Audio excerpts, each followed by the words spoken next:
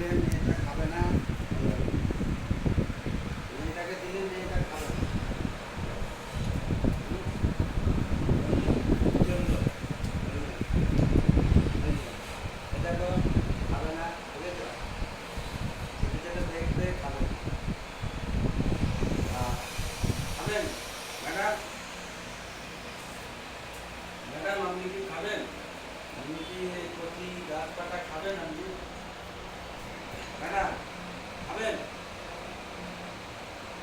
দারুণ রান্না হচ্ছে। এই যে মুরগি, এই যে ঘ্যাবা করছে, খাবেন না?